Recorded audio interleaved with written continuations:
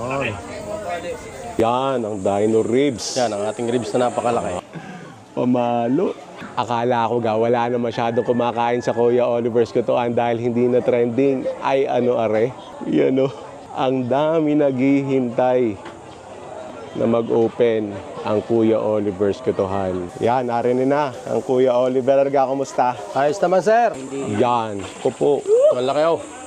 Yan. Kailan ako nag-vlog sa'yo? Mga 2 years ago na, ano? Yung una ko Ay, punta. oo.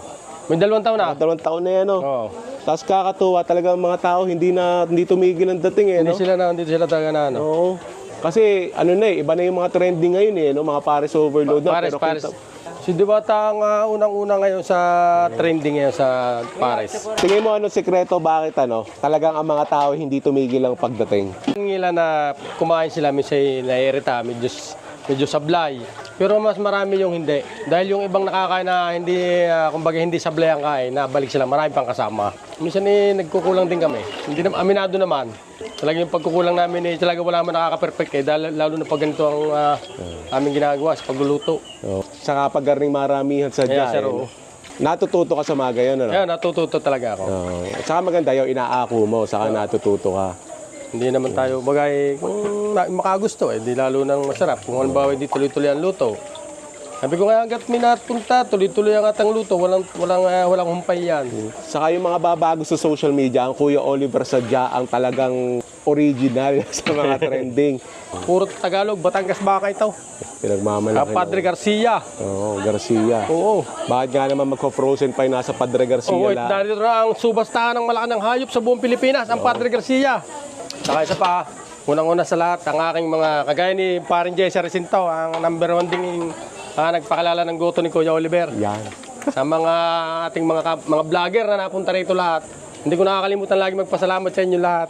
At saka Maliit maganda man o dyan, hindi kami napahiya. Sinabi mo, may mga negative experiences nga, pero mas maraming di hamak. Oo naman. Abangan na to. Kitang-kita naman sa mga tao naghihintay din. Kaya nga, sabi ko nga, nagpapasalamat ako talaga.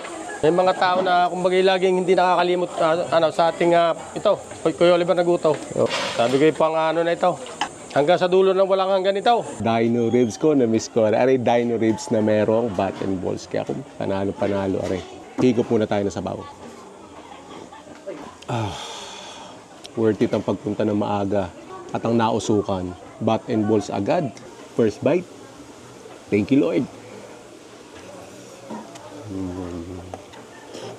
Panalo pa rin. So yun talaga yung naging sikreto ni Kuya Oliver.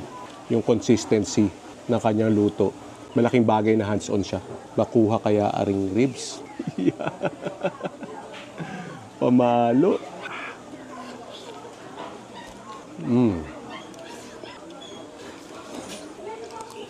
Ibang level talaga yung goto niya. Pero as always, pag pupunta kayo din, magbaon kayo ng napakaraming pasensya. Or better yet, agahan nyo. At hanggang ngayon, ang lalaki ng gayat. Higyan natin ng konting kalamansi. Pero rin naman napakalasa na. Dagdag pala sa laan. Saka patis. Lalong sumarap. Saka as a vlogger, nakakatuwa yung mga ganito na vlog mo dati. Tapos nakita mo na nag-succeed at talagang tuloy-tuloy. Kasi as a vlogger naman, ano lang yan eh. Parang bibigyan mo lang ng boost sa exposure. Pero at the end of the day, yung quality pa rin ng luto mo ang magiging dahilan sa continuous success mo para balik-balikan ka. Gayaan, si Kuya Oliver. Kaya make sure magsama kayo ng mga kaibigan mo para maka-order kayo ito at aray good for sharing. Ay siya, tikme, kung napapaibig!